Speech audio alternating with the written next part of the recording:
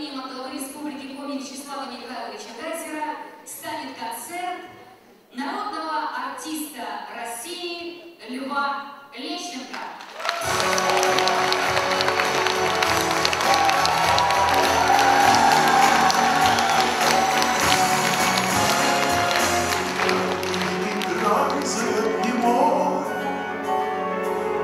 Что я зову родной землей,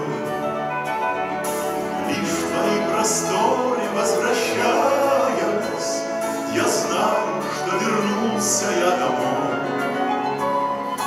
Вот опять, как в детстве, я смотрю на твою огромную зарю, и уходят прочь мои печали.